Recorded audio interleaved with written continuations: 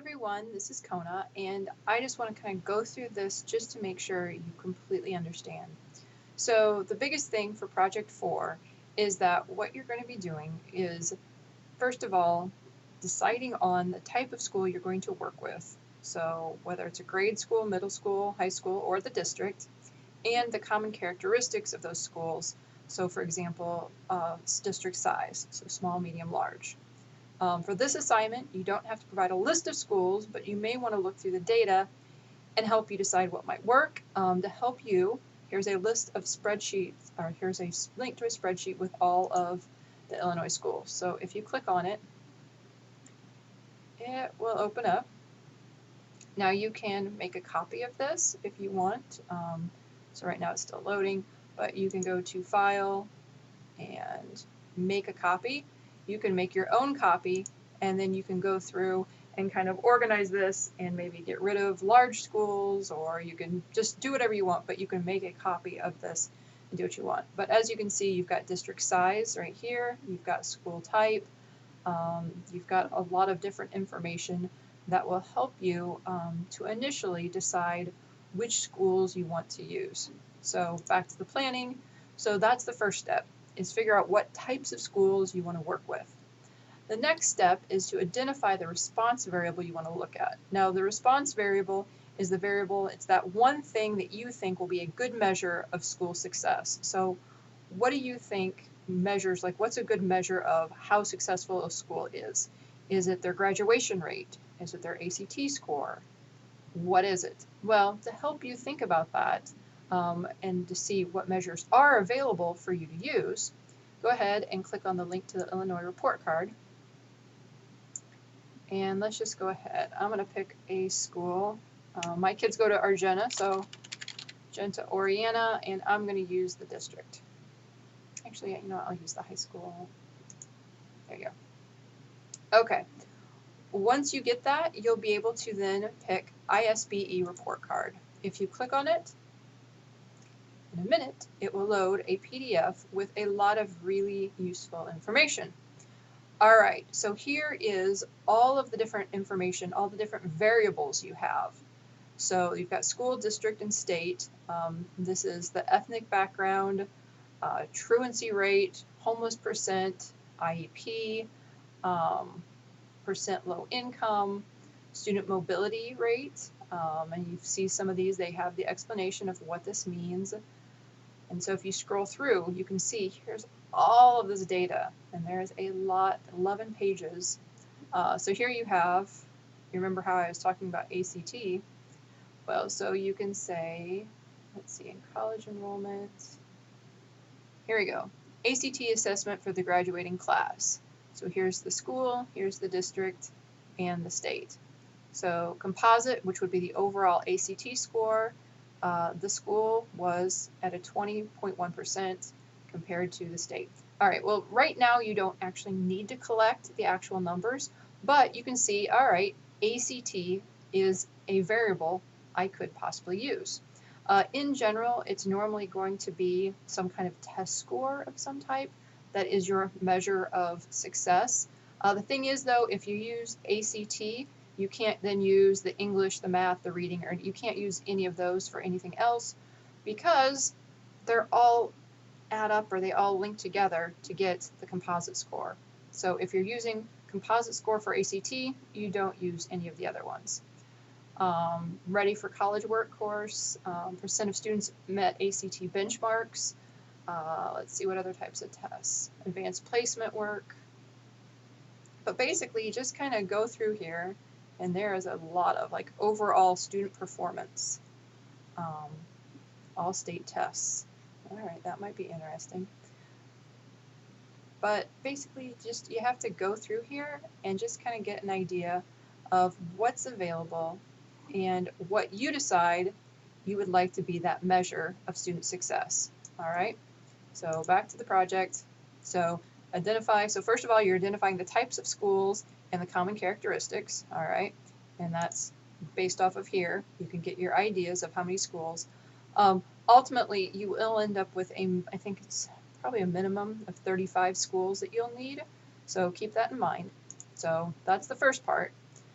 Then identify the response variable. That would be based off of the report card data. Now, it's not based off of just one school. It's just open the report card data so you can see what types of variables are available so you have an idea of which variables you want to use. Okay, so it's not that this is the only school I'm doing and I'm just using this data. I'm just using this as an example. So the next part is choose at least 5 predictor variables that you think can be used to help to predict the value of the response variable.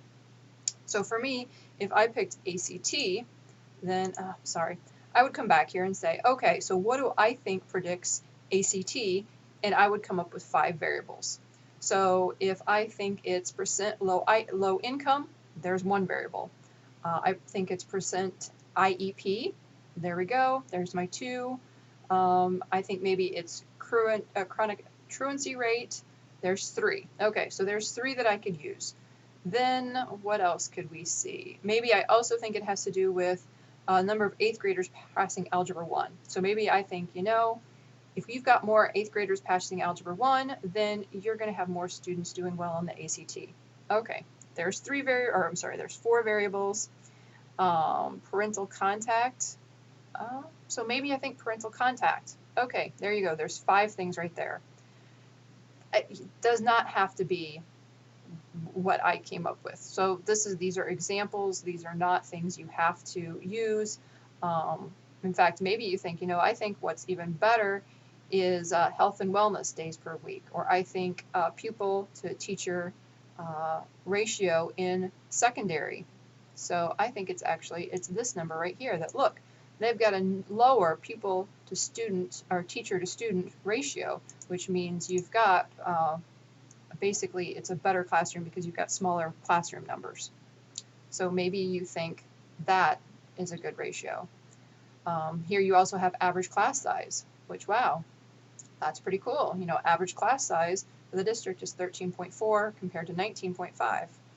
Maybe that's what you think. But whatever you think it is, whatever you think those response variables are, there you go. You need at least 5, not response variables.